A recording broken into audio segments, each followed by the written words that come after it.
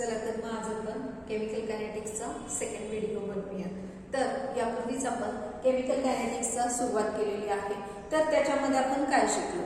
So rate of reaction काढायला शिकलो. तर आपण थर्मोडायनामिक्स मध्ये A + B give C + D. Suppose he reaction असेल, तर या रिएक्शनचा हीट इज इव्हॉल्व्ड और ऍब्सॉर्ब्ड ड्यूरिंग द रिएक्शन आपण काढायला शिकलो. Can be calculated in thermodynamics. Thermodynamics मध्ये आपण काय शिकलो? तर हीट ऑफ रिएक्शन काढायला शिकलो. आता आपण या चॅप्टर मध्ये काय शिकतोय की त्या रिएक्शनचा रेट ऑफ रिएक्शन काढतोय. स्पीड किती आहे, conversion of reactant to product हे होत असताना त्या रिएक्शनचं स्पीड किती आहे हे आपण या चॅप्टर मध्ये शिकतो. ठीक आहे. तर आपण ऑलरेडी सुरुवात केलेली आहे या चॅप्टरला. तर रेट ऑफ रिएक्शन आपण शिकलेला आहोत. So rate of reaction is equal to K into A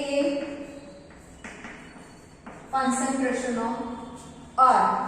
Rate of reaction is directly proportional to the rate of reaction is directly proportional to the concentration of the reactant raised to its power. Raised to its power, that is a x and y. हे आपल्याला exponent हे जे आहे stoichiometric coefficients हे आपल्याला याच्या डोक्यावर द्यायचे नाही, हे लक्षात घ्या. So rate of reaction is directly proportional to the concentration of the reactant raised to its simple power. हे आपण शिकलेलं आहोत. ठीक आहे. आता आपल्याला आज शिकायचं ऑर्डर ऑफ रिएक्शन. आज आपल्याला शिकायचंय order of reaction. So order of reaction in chemical reaction, order of chemical reaction is defined as order of chemical reaction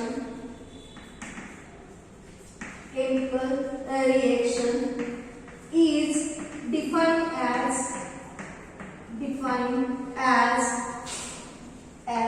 the power of sum of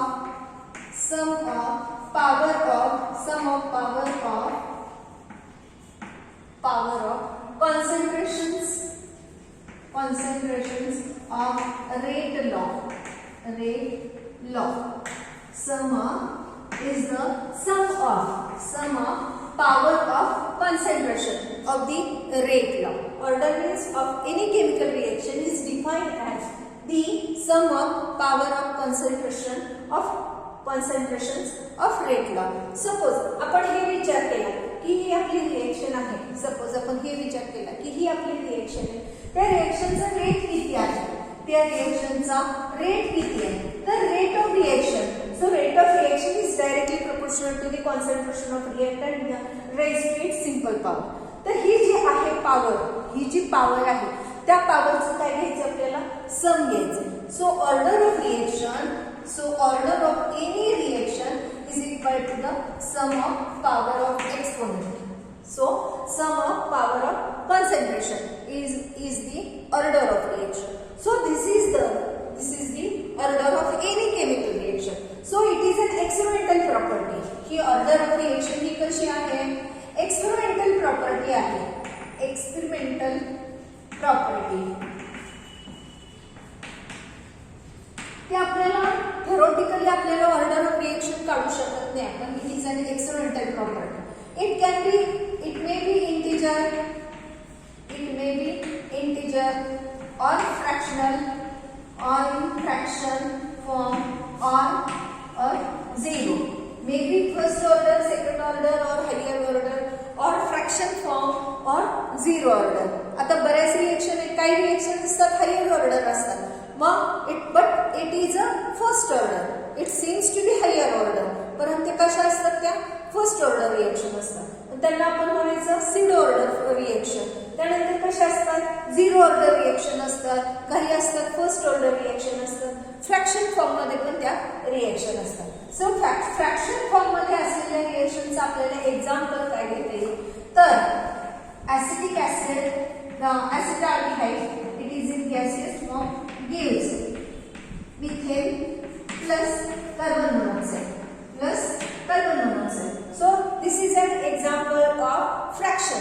So rate of reaction or order of this reaction is 3/2. Order of reaction is 3/2. It is a order or rate of reaction is directly proportional to In this case, the rate of reaction is directly proportional to the concentration of reactant.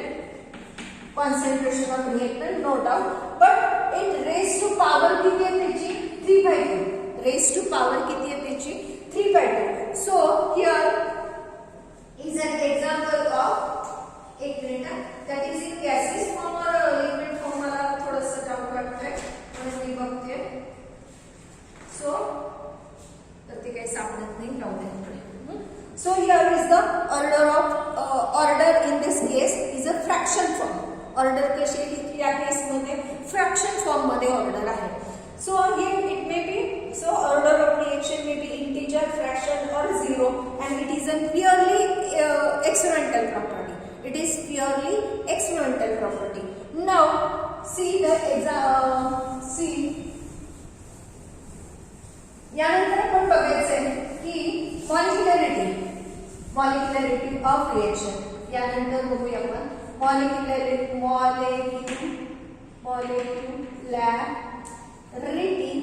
Of reaction. So molecularity of reaction of chemical reaction, always in the of chemical reaction, is defined as the number of molecules taking part, molecules or reactant molecule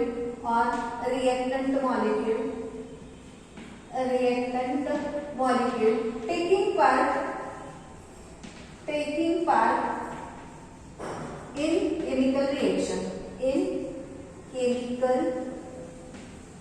reaction. So number of molecules taking part in chemical reaction, that is the order of reaction. That is the molecularity of reaction. So see here, for example, आपल्याला याच्यामध्ये halogen derivatives मध्ये ही reaction आहे. So CH3Br plus NOH. So take only a nucleophile. So formation of plus Br minus हे तयार होतं. So molecularity of reaction, molecularity किती मॉलिक्युलने भाग घेतला तर 2 मॉलिक्युलने भाग घेतला. So molecularity of this reaction is 2. Molecularity किती झाली त्या रिएक्शनची? Molecularity of this reaction is 2. Molecularity किती झाली? 2 झाली. आणि ऑर्डर ऑफ रिएक्शन सुद्धा किती या रिएक्शनला? 2च ऑर्डर ऑफ रिएक्शन आहे. Because the rate of reaction is directly proportional to the concentration of these two reactant. आणि त्यांचं किती ऑर्डर आहे त्याच्यावरच, म्हणजे हे एक ऑर्डर आणि with respect to this first order, with respect to this first order, दोन्ही मिळून झाले second order reaction. So the order of reaction is a second order reaction. Now molecularity is a theoretical property. It is a theoretical property. So आपण हे theoretical सुद्धा आपण हे detect करू शकतो. हे theoretical पण आपण डिटेक्ट करू शकतो की ह्या रिएक्शनची मॉलिक्युलॅरिटी किती आहे हे आपण theoretical पण काढू शकतो. So order of the difference between the order and molecularity जर असं विचार केला, so order and मॉलिक्युलॅरिटी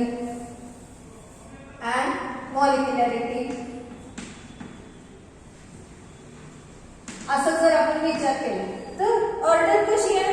it is an experimental property. Order कशी आहे? एक्सपेरिमेंटल प्रॉपर्टी आहे. आणि आपली मॉलिक्युलॅरिटी कशी आहे? theoretical प्रॉपर्टी आहे. मॉलिक्युलॅरिटी कशी आहे? theoretical property. It can be 0 order, first order और इंटीजर और fraction.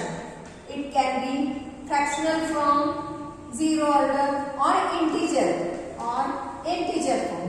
So it is only integer. integer form मध्येच ते फक्त मॉलिक्युलॅरिटी आपल्याला सापडते. बरं, एक मिनिट, अजून एखादा पॉइंट एक आपण चेक करूया.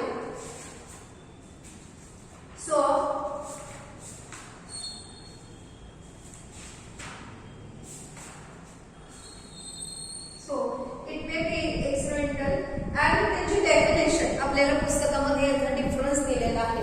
आणि that another difference is the definition. So definition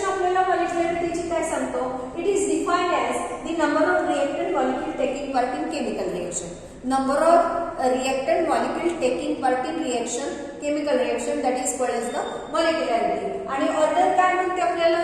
It is the sum of power of concentrations, sum of power of concentrations of rate law. So write a difference. आपल्याला difference आपल्याला जर लिहायला विचारला, सांगितलं आपल्याला लिहायला एक्झाम मध्ये, तर या पद्धतीने आपण दोघांच्या डेफिनेशन लिहू शकतो. त्यानंतर it may be zero order fractional और integer, it is always in integer. त्यानंतर आपण हे सांगू शकतो it is a theoretical property, it is a experimental property. मग आपण एखादं एक्झाम्पल पण देऊ शकतो. एक्झाम्पलला मी आत्ताच तुम्हाला लिहिलेलं होतं. So here the CH3 thrice CBr plus OH minus gives CH3 thrice C. हे मी एक्झाम्पल कुठलं घेतले आहे? तर हॅलोजन डेरिव्हेटिव्ह्ज मध्ये आपल्याला हे एक्झाम्पल बघायचं, म्हणून मी तेच एक्झाम्पल घेतली या केस मध्ये. So Br minus, so here Br minus. So order of molecularity of this reaction from the, it is a theoretical property. molecularity आपल्याला किती दिसते? 1 आणि 2 मॉलिक्युलनी भाग घेतलेला आहे, म्हणून molecularity 2 झाली. पण actually the rate of reaction is depends, पण ऑर्डर किती आहे? फर्स्ट ऑर्डर रिएक्शन आहे. It is a first order reaction. ती कशी झाली? तर rate of reaction is depends upon only one factor, that is the concentration of this tertiary butyl bromide. आणि म्हणून ऑर्डर ऑफ रिएक्शन काय झाली आपली? फर्स्ट ऑर्डर रिएक्शन झाली. या रिएक्शनची ऑर्डर किती झाली? First order reaction. मग तुम्ही असं एक्झाम्पल परत इकडे लिहून सांगू शकता की order of this reaction is first order, though the reaction between the two molecule, तरी सुद्धा order of reaction is first order. आणि आपण मग इथे काय लिहू शकतो? The two molecules taking part in reaction and hence the molecularity of reaction is a 2, असं आपण इथे सांगू शकतो. ठीक आहे. यानंतर आपला पॉइंट आहे की रेट डिटरमाइनिंग स्टेप. यानंतर आपलं काय पॉइंट आहे? तर रेट डिटरमाइनिंग स्टेप. तर rate determining step, the intermediate आणि रेट डिटरमाइनिंग स्टेप. सो तर इंटरमिडिएट, तर आता मी एक रिएक्शन इथे लिहिलेलीच आहे, यामध्ये मी एक रिएक्शन लिहिलेली आहे. सो CH3, परत एकदा मी या बाजूला वर लिहिते तीच reaction, tertiary butyl bromide plus OH minus gives so here the formation of an intermediate कुठला तयार होतो? तर CH3 thrice. बरं, ठीक आहे. मी हे तुम्हाला एक्सपांड फॉर्म मध्ये दाखवते, हे मी तुम्हाला कशी दाखवते. आता इथे तुम्ही ही सिंपल रिएक्शन पाहिलेलीच आहे. आता आपल्याला इंटरमिडिएट दाखवायचं आणि रेट डिटरमाइनिंग स्टेप दाखवायचे. तर रेट डिटरमाइनिंग हे फक्त मी आता फोडून लिहिते, लक्ष द्या. So here is the formation of CH3 आणि हे CH3. So here is the Br. So first this OH minus is not taking part in reaction, formation of, so OH minus ion K fast step ला reaction, so formation of carbocation, formation of carbonium ion, then attack of OH minus ion from both sides,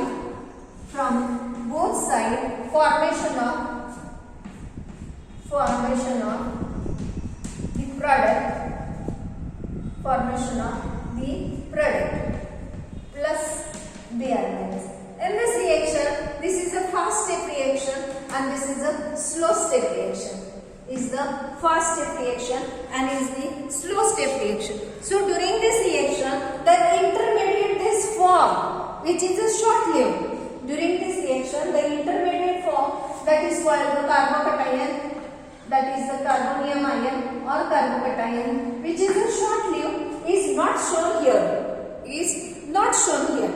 So this is an intermediate. आपल्याला याच्यामध्ये TS first आणि TS second हे सुद्धा transition state आहे. या केस मध्ये आपण हे ज्यावेळेला हॅलोजन डेरिव्हेटिव्ह शिकायला सुरुवात करू, तर त्यावेळेला मी हे शिकवणार आहेच आहे तुम्हाला. Okay, now see here this is a TS first आणि त्याच्यानंतर हे तयार होतं आणि ह्याच्यानंतर मग कार्बोकॅटायन तयार होतं. ठीक आहे. Now this is an intermediate form during this reaction which is not shown here.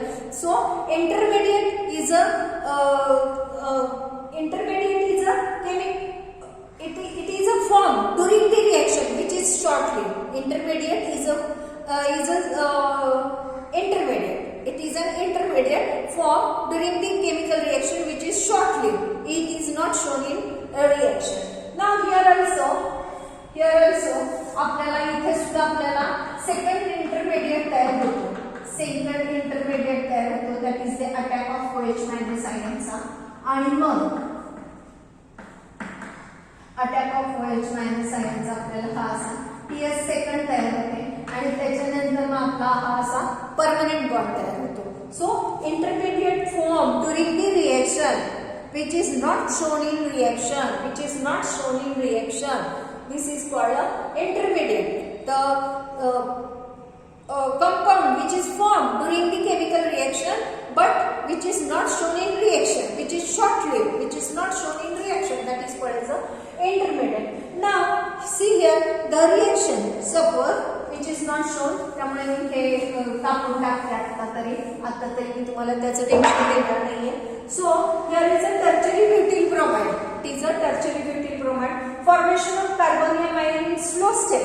2 स्टेपची reaction आहे. ही कशी रिएक्शन आहे? 2 स्टेपची रिएक्शन आहे. Conversion of tertiary butyl bromide to tertiary butyl alcohol. Conversion of tertiary butyl bromide to tertiary butyl alcohol. This is a 2-step reaction. So first step, that is a slow step, formation of carbonium ion and the formation of carbonium ion, and afterward the formation of product.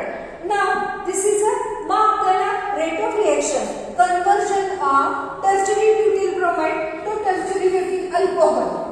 हे कुठल्या इथे जर 2 step मध्ये जर reaction होत असेल तर कुठल्या स्टेपवर रेट ऑफ रिएक्शन डिपेंड आहे? या रिएक्शनचा रेट कुठल्या रिएक्शनवर डिपेंड आहे? तर जी रिएक्शन स्लो आहे, समजा आपल्याला जायचं झालं इकडून तिकडे, आपल्याला स्पार्गेटला जायचं झालं आणि मध्येच आपल्याला एक सिग्नल लावला, तर ऍक्च्युली आपल्याला rate of reaction is depends upon that signal और depends upon the traffic, sometime.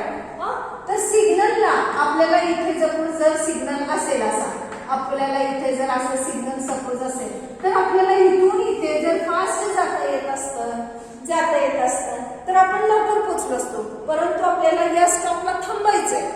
आपल्याला जर ग्रीन सिग्नल मिळाला नाही तर आपल्याला या स्टॉपला थांबायचं आहे. म्हणजे काय, ती इथं किती गर्दी आहे, या स्टेजला किती गर्दी आहे, जर तिथे जर जास्त गर्दी असेल तर आपल्याला रेट ऑफ रिएक्शन, तर आपल्याला इथून इथपर्यंत पोहोचायला म्हणजे speed of reaction is slow down. जर सिग्नलला जर गर्दी कमी असेल तर आपण लवकर पोहोचू शकतो, पण जर सिग्नलला जर गर्दी असेल तर आपण लवकर पोहोचू शकणार नाही. जर गर्दी नसेल तर आपण लवकर पोहोचू शकेल. मग तसंच इथे सुद्धा काय, जर इथून इथे कन्वर्जन जर लवकर होत असेल तरच आपण तिकडे फास्ट पोहोचू शकतो. जर कन्वर्जन जर स्लो असेल तर आपण तिकडे पोहोचायला वेळच लागणार. म्हणजे rate of reaction is depends upon the slow step reaction. जर रिएक्शन हे 2 स्टेप मध्ये असेल तर जर ही रिएक्शन जर 2 स्टेप मध्ये असली तर एक स्टेप जी स्लो स्टेप आहे त्या स्लो स्टेपवर रेट ऑफ रिएक्शन हा डिपेंड असतो, कारण स्लो होणार आहे. हे काम as soon as this is formed which is converted to product. So rate of reaction is depends upon the slow step. हे फॉर्म होणं खूप महत्वाचं आहे. म्हणजेच काय, हे कुठल्या स्टेपला तयार होते तर स्लो स्टेपला तयार होते. मग कुठली पण रिएक्शन घेतली तर आपल्याला rate of reaction is depends upon the slow step. The rate of reaction is depends upon the slow step.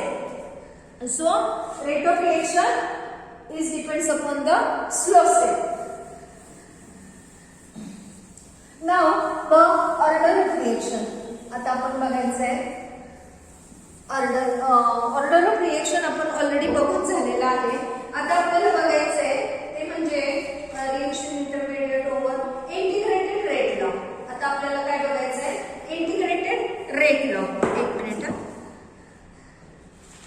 Molecularity point is over.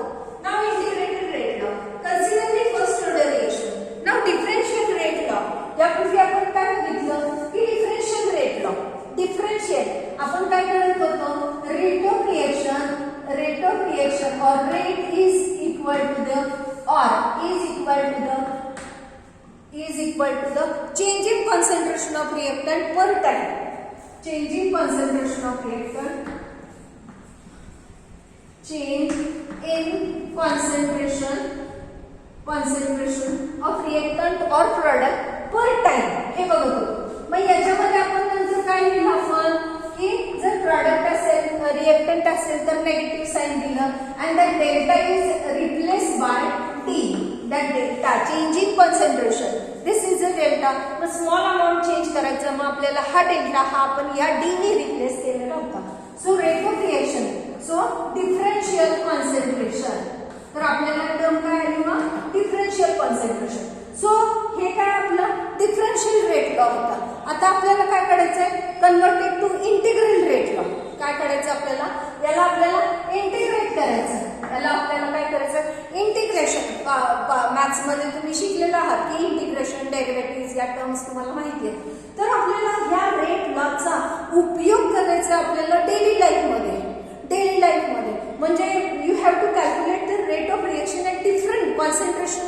How much concentration या रेट काढू शकतो. रेट ऑफ रिएक्शन काढू शकतो किंवा rate constant काढू शकतो किंवा या टाइमला किती कॉन्सन्ट्रेशन आहे रिएक्टंट कॉन्सन्ट्रेशन किती आहे प्रॉडक्टचं कॉन्सन्ट्रेशन किती आहे हे आपल्याला ह्या रेट लॉचं ह्या differential rate law is converted to integrated rate law केल्यानंतर आपण वेगळ्या टाइमाला कॉन्सन्ट्रेशन ऑफ रिएक्टंट काढू शकतो. वेगळ्या टाइमाला म्हणजे डिफरंट टाइम इंटरवलला आपण concentration of reactant can be calculated. तर आता आपण सुरू करूया. So integrated rate law. तर हे झालं आपलं. तर integrated rate law first order reaction. आपल्याला कुठलं काय काढायचंय first order reaction. First order रिएक्शनला काय करायचं आहे integrated rate law.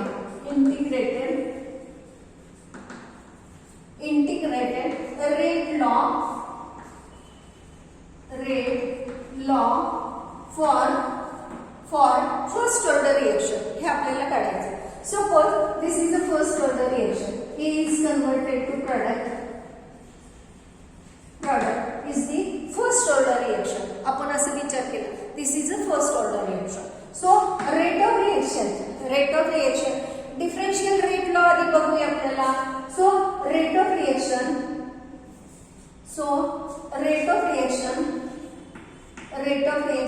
is equal to the minus. So rate of reaction is equal to minus changing concentration of reactant with time. हे आपलं ऑलरेडी मागच्या लिंक मध्ये आपण पाहिलेलं आहे. ठीक आहे. त्यानंतर आपण बघितलं की रेट लॉ सेक्शन टाकून 11वीला आपण बघितलेलं आहे. Apply the law of mass section आणि त्याच्यानंतर आपण रेट लॉ काढला. त्यानंतर आपण रेट लॉ काढला. तर rate of reaction in that case from rate law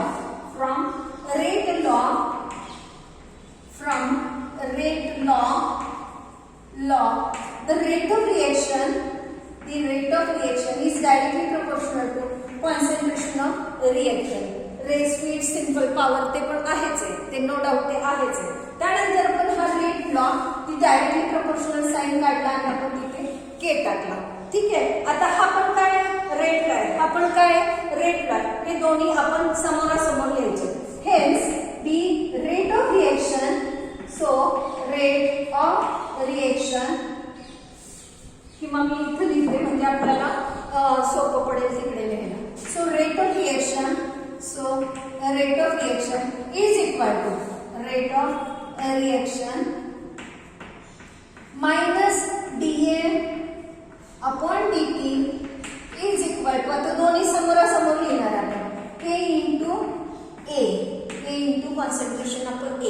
K means proportionality constant, A means reactant. A म्हणजे काय, reactant. It is always right, it's concentration always right in square bracket. K म्हणजे काय, proportionality constant. So on rearranging, हे आपल्याला rearrange करायचंय. So DA, आता हा आपण A कॉन्सन्ट्रेशन आपण A मी या बाजूला आणला, त्यानंतर चेंज इन साइन पण केलं. त्यानंतर मी काय केलं, तर पॉझिटिव्ह आहे तर इकडच्याला नेगेटिव्ह दिलं, इकडच्याला पॉझिटिव्ह दिलं. So minus K into DT. आता मी काय केला, इकडचा DT या बाजूला नेला आणि या A मी या बाजूला आणला.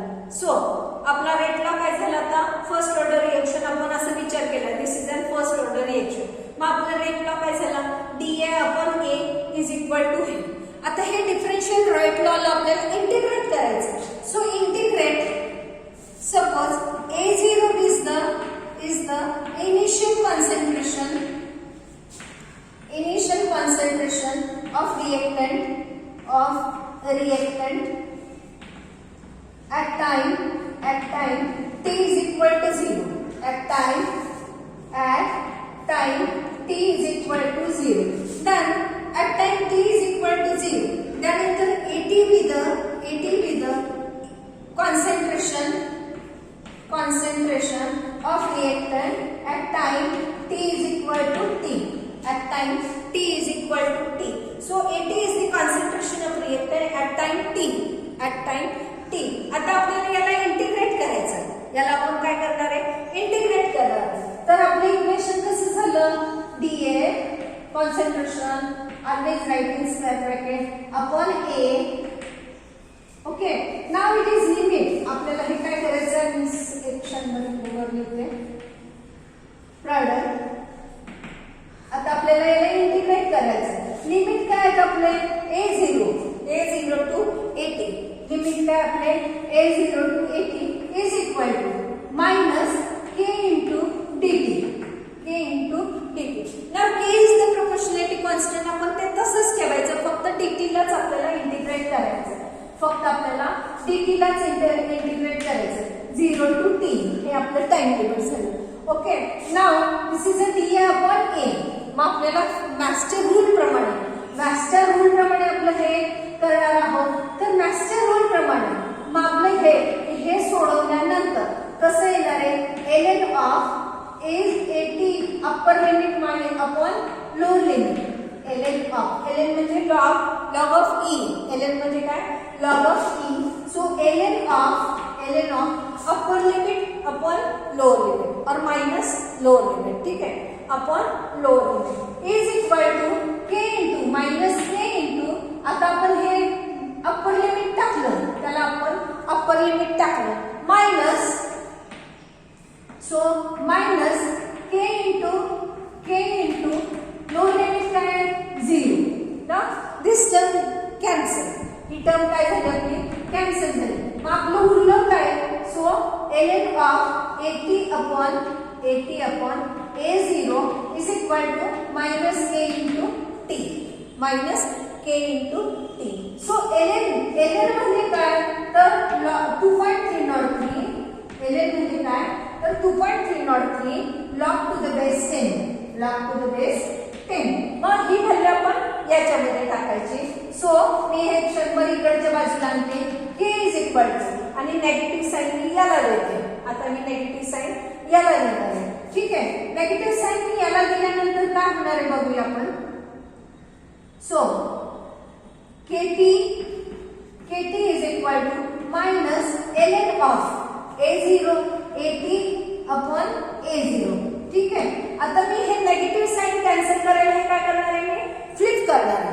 हे नेगेटिव्ह साइन कॅन्सल करायसाठी मी काय करणार, फ्लिप करणार. सो फॉर्मेशन ऑफ नेगेटिव्ह साइनचं झालं पॉझिटिव्ह, A0 AT कसं झालं, KT is equal to ln of A0 upon AT झालं. आता ही व्हॅल्यू ln ची व्हॅल्यू मी या इक्वेशन मध्ये टाकणार आहे. So KT is equal to, तर आपलं कसं होतंय ते बघूया. सो आपलं कसं होणार आहे ते बघूया. So KT is equal to 2.303 log to the base 10 A0 upon 80. काय झालं 2.303 log A0 upon 80. हा टी मी इकडे लिहिणार आहे आता. हा टी मी इथला पुसणार आहे आणि इथे लिहिणार आहे. This is our equation. This is our first order equation. हे झालं आपलं first order reaction. First order reaction equation. So आपण परत एकदा बघूया. कन्सिडर इंटिग्रेटेड रेट लॉ काढायचा आहे. First order reaction. Consider the first order reaction. A is converted to product. A is converted to product. Now from the rate law directly आपण इथे येऊया. From the rate law already seen the differential rate law minus rate of reaction is equal to the negative का कारण हे A is the reactant आहे. तो कसा होतोय कमी होतोय. तो कसा होतोय कमी होतोय म्हणून आपण इथे नेगेटिव्ह साइन दिले. So minus E upon dt. So rate of change in concentration of A with time. ठीक आहे. त्यानंतर आपण from the rate law we come to know that the rate of reaction is directly proportional to the concentration of reactant. मग ते directly sign काढला K टाकला. त्यानंतर आपण हे दोन इक्वेशन असे समोरासमोर लिहिले. ठीक आहे. मग आपल्याला हे A इकडे आणला T तिकडे टाकला. हे असं झालं. त्यानंतर आपल्याला या डिफरन्शियल रेट लॉला इंटिग्रेट करायचं आहे. त्याच्यासाठी आपल्याला काही लिमिट लागणार आहे. So A0 is the initial concentration of reactant at time T is equal to 0 and AT with the concentration of reactant at time T. So integrate आपल्याला लिमिट टाकून आपण इंटिग्रेट केलं. फायनली आपण इथे आलो. मग ln ची व्हॅल्यू आपण हे डिफरन्शियल DA अपॉन A हे जे त्यावेळेला असतं त्यावेळेला आपण कसं घ्यायचं असतं ln घ्यायचं असतो ln आणि मग upper limit upon lower limit. मी या पद्धतीने इथे पण आपण टाकला. त्यानंतर आपण हे असं झालं. ठीक आहे. ती व्हॅल्यू टाकली. नेगेटिव्ह साइन कॅन्सल झाला. ह्याला आपण फ्लिप केलं आणि फायनली आपल्याला हे इक्वेशन मिळालं. This is the first order equation. This is the first order equation. First order law equation. आपल्याला हे ज्या वेळेला विचारतात एक्झामला तर त्यावेळेला आपल्याला हे सगळं सांगायचं असतं. त्यावेळेला आपण हे सगळं सांगायचं असतं स्टेप वाईज. सो आपल्याला हाफ लाईफ पिरियड काढायला सांगितला. So half life period find out the half life period of first order reaction. Find out the half life period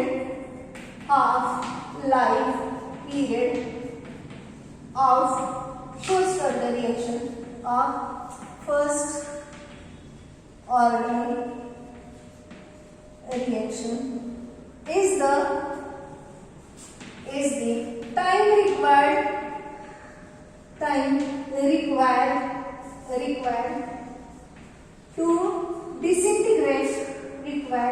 to disintegrate म्हणजेच काय संपवणं. म्हणजे यूज करणं. डिकम्पोज और यूज करणं म्हणजेच यूज करणं. So time required to disintegrate, to remove, to use half of its initial quantity. To disintegrate half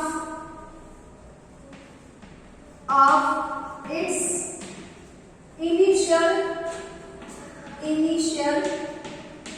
reactant. समजा आपल्याला रिएक्टंट किती आहे तर it is shown by the T half. हे कशाने दाखवतो आपल्याला T हाफ ने दाखवतो. Suppose A0 is the initial reactant at time T is equal to 0. At time T is equal to 0. मग AT is the initial reactant. ठीक आहे. नाव आपल्याला हे आपल्याला माहिती आहे. Be the reactant at time T. T is equal to T. Okay. Now T half जर time किती घेतला याच्या आपण जर T हाफ टाइम घेतला म्हणजे time required to disintegrate its half quantity. मग AT आपल्याला किती होणार आहे? AT किती होणार आहे? A0/2. AT किती होणार आहे? A0/2. कारण time required to disintegrate half of its initial quantity किती आहे? A0. So time required to disintegrate half of its initial quantity. Okay.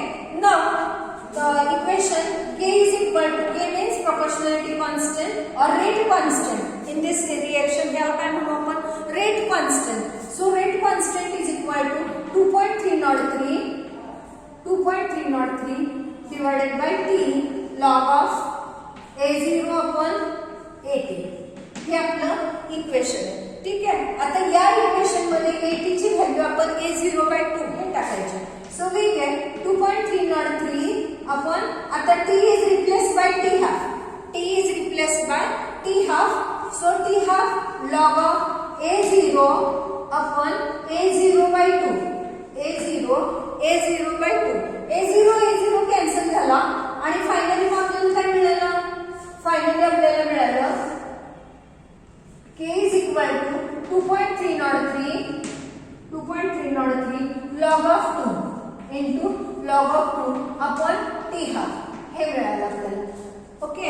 Now log of 2 characteristics किती आहे? k is equal to 2.303 into log of 2. मग 2 चं characteristics किती झालं? 0. आणि log of 2 बघितला तर तो येतो 3010 अपॉन t half. आपण काय करणार आहे? आपण t half. So t half. So t k is equal to ह्या दोघांचं मल्टिप्लिकेशन किती येते? 0.693 divided by t half. किती येते? k is equal to 0.693 divided by t half. म्हणजेच काय? t half is equal to 0.693 divided by k. That is the rate constant. So rate of the rate of okay. Now rate of reaction is inversely proportional to the or the t half म्हणजे काय?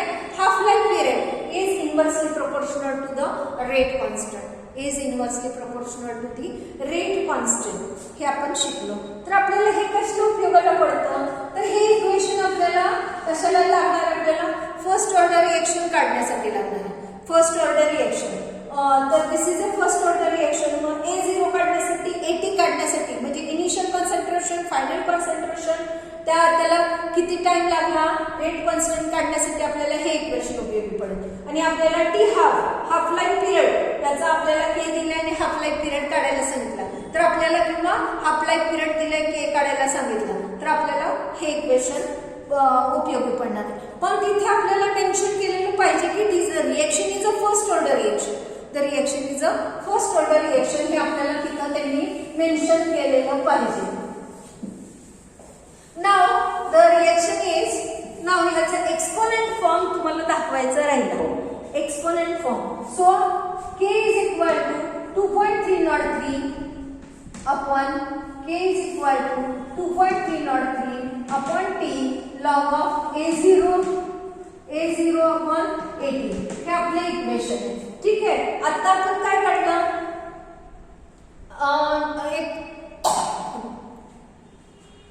तर आपल्याला हे ठीक आहे k t divided by 2.303 is equal to log of a0 by at.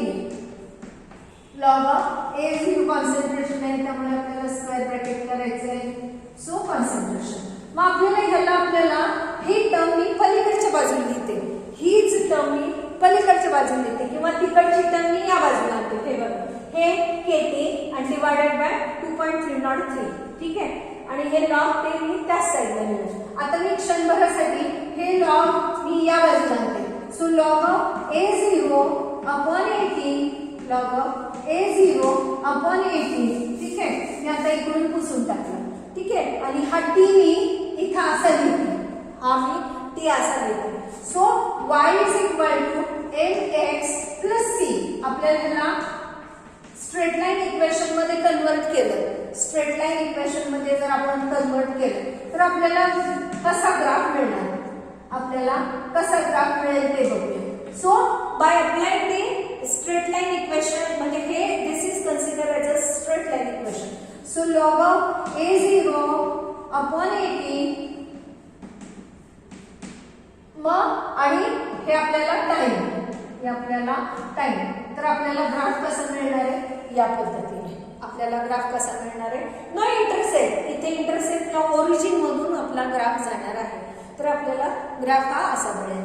त्यानंतर आपण time required to disintegrate half of its initial quantity that is the half life period, that is the half life period. मग आपण half life period आणि concentration असं जर काढला graph, half life period t half आणि concentration सर t half, time required to disintegrate half of its initial quantity. तर आपल्याला सपोज जर आपलं टाइम किती आहे 16 मिनिट आहे, 16 मिनिटाला इनिशियल कॉन्सन्ट्रेशन आहे, ठीक आहे, दॅट इज द A0. मग याचा हाफ लाईफ पिरियड किती झाला, half of its initial quantity A0/2 पहिला किती लागले, तर त्याचं 16 मिनिटाचा असेल. तर disintegrate half of its initial quantity किती झालं 8. 8 चे परत किती होणार आहे 4 होणार आहे. 4 चे किती होणार आहे 2 होणार आहे. क्वांटिटी किती होणार आहे, quantity to disintegrate half of its initial quantity. तर half of its initial quantity sorry, तर हे मिनिटं नाही, आपल्याला इथे काय बघायचंय concentration. Sorry this is a concentration.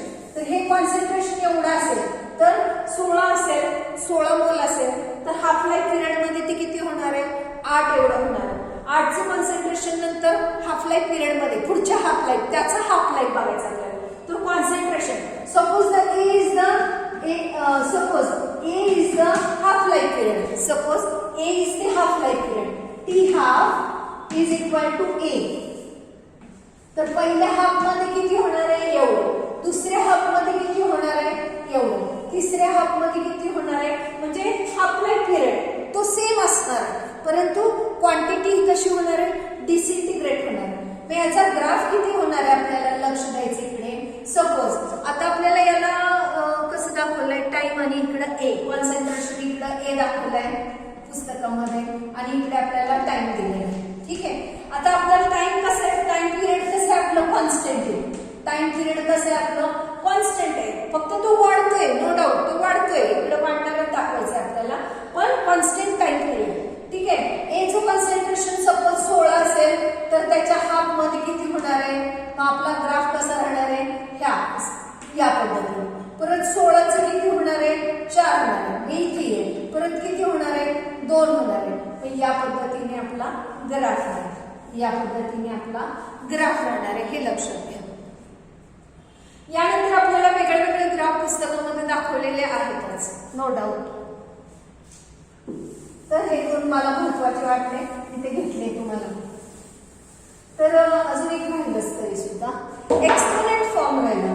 So A is equal to, so आपण हे बघितलं की ln of A0 upon 80 ln of A0 upon 80 minus K into T. Before आपण हे मायनस साईन चेंज करायच्या आधी, म्हणजे हे एम्प्लिफायच्या आधीचं इक्वेशन घेतलेलं आहे, मायनस तसंच ठेवलेलं आहे. Taking the antilog to the both side, antilog taking antilog to the both side, to the both side. आपलं हे इक्वेशन कसं होणार आहे, मग हे इक्वेशन कसं होणार आहे, simply concentration e raised to minus k into t. हे एक्सपोनेंट फॉर्म म्हणायचं. हे बघा, हे टेकिंग अँटीलॉग ln लॉग असतो आणि त्या लॉगचा परत एकदा लॉग घ्यायचा, म्हणजे काय झालं taking antilog to the both side. मग हे आपल्याला मोकळं करायचं, म्हणजे हे रेस टू हे जे आहे ते रेस टू करायला दाखवायचं. हे कसं दाखवायचं आपल्याला रेस टू फॉर्म मध्ये दाखवायचं. तर हे आपलं एक्सपोनेंट फॉर्मचं इक्वेशन जे माझ्याकडून राहिलं होतं तुम्हाला सांगायचं ते मी सांगितलं, ठीक आहे. नाव the next is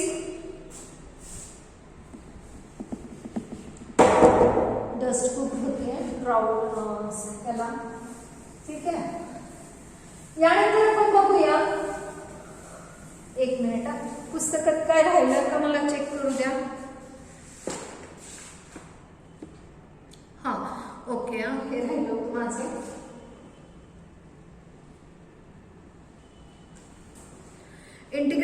rate law for gas phase reaction.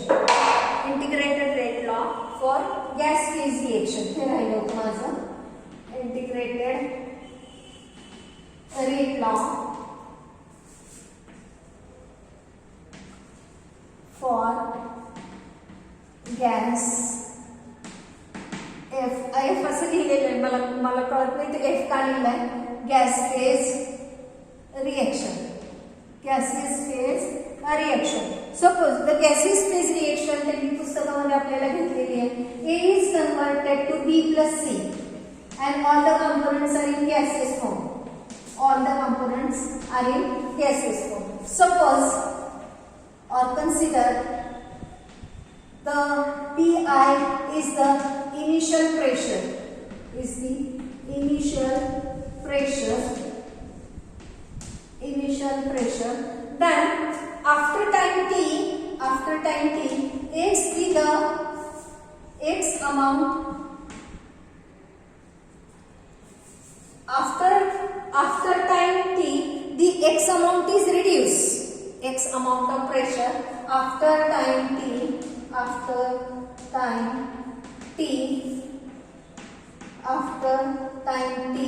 the x amount of pressure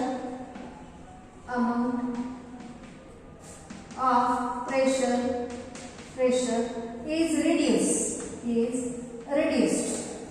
मग किती राहिलं is reduced. मग pressure at time t, pressure किती राहिलं. So at time t the pressure of PA. So suppose the is a reactant. A is the reactant and its initial concentration is PI. Its initial concentration is PI. Now after time t, x amount of pressure is reduced. कमी झालं. So remaining concentration of A at time t किती झालं. तर PI minus x. किती झालं. PI minus x एवढं झालं. ठीक आहे. Now the pressure of PB and PC is x. दोघांचं प्रेशर कसं आहे. PB x and PC चं पण कसं आहे. x एवढं आहे. PA चं पण किती आहे. PA चं किती, PB चं किती x आहे. PC चं पण किती x आहे. So total pressure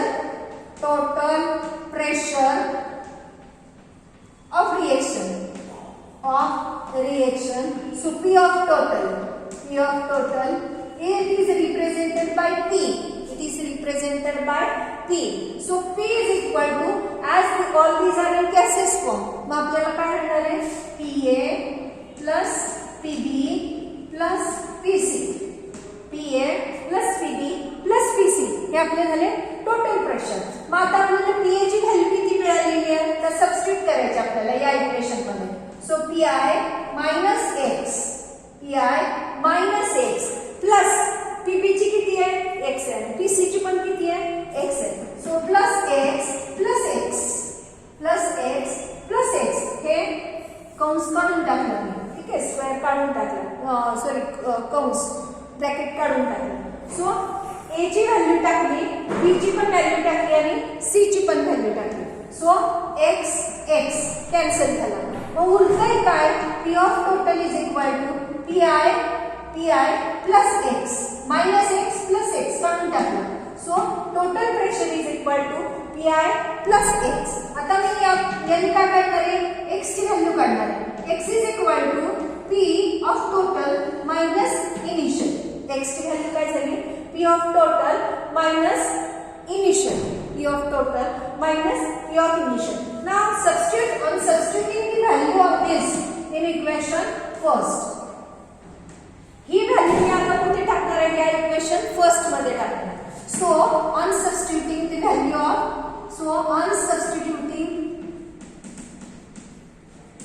the value of in this equation. So we get PA is equal to किती होणार आहे PA x ची व्हॅल्यू टाकणार आहे PI मायनस P मायनस आता ह्या कंसाच्या आतमध्ये आहे प्लस मग हा ब्रॅकेट मी काढून टाकला कसं होणार आहे इथे प्लस होणार आहे. So PA is equal to 2PI minus P. PA ची व्हॅल्यू किती झाली 2PI minus P. Now come to the equation. आता आपल्या इक्वेशन कडे जायचं आपल्याला. इक्वेशन कुठलं आपलं K is equal to 2.303 K is equal to 2.303 divided by T log of A0 upon A2 log of A0 upon A2. Okay. Now A0 ला आपलं किती आहे इनिशियल कॉन्सन्ट्रेशन हे PA म्हणजेच किती आहे PI एवढे is the initial concentration. Now this term is equal to 2.303 upon T log of आपण काय घेणार आहे आता PI upon PA ची व्हॅल्यू हे PA किती आहे टोटल PA किती आहे हे after T is equal to T after time T किती आहे final concentration. So final pressure घ्यायचं आहे आपल्याला. सो 2PI minus P किती झालं आपलं 2PI minus P. So this is an equation to solve when the reactant and the products are in gaseous form. ज्यावेळेला reactant product हे आपल्याला gases form मध्ये असतात त्यावेळेला आपण हे इक्वेशन करायचं. दॅट इज हे आपल्याला चेंज करायचं PI initial concentration initial pressure आणि मग फायनल प्रेशर आपण कसं लिहायचं या पद्धतीने 2PI minus P म्हणजे काय आपलं टोटल प्रेशर P म्हणजे काय आपलं टोटल प्रेशर. तर हे लक्षात ठेवा हे आपल्याला कशाला लागणार आहे to solve the problem. Now the next is मला वाटतं मला प्रॉब्लेम सॉल्व करायला वेळ नाही मिळणार आहे. आपण प्रॉब्लेम नंतरच सॉल्व करू. आता आपण झिरो ऑर्डर रिएक्शन बघूया आणि त्यानंतर सिडो फर्स्ट ऑर्डर रिएक्शन बघूया आणि त्यानंतर मग आपण बस करूया. सो कन्सिडर ठीक आहे. Now consider a zero order reaction. Consider a zero order reaction. Zero for zero order reaction ला इक्वेशन कसं राहील ते बघायचं आपल्याला. So consider the reaction A is converted to product P. Consider this is a zero order reaction. जर आपण असा विचार केला this is a zero order reaction. So Red law equation आपलं काय होणार आहे dA upon dt is equal to K into A. ठीक आहे. परंतु आपल्याला रेट लॉ प्रमाणे काय rate of reaction is directly proportional to आपलं हे फर्स्ट ऑर्डर साठी बघूया आपण is equal to decreasing concentration. ठीक आहे decreasing concentration of this DA upon dt हे झालं. त्यानंतर rate of reaction is directly proportional to the initial concentration of reactor. परंतु इथं काय ठीक आहे. So rate is equal to K into DA. ठीक आहे. पण ही कशी आहे झिरो ऑर्डर रिएक्शन म्हणजे रेस टू झिरो म्हणजे काय झालं आपल्याला तो ती टर्म आपण झिरो घेणार.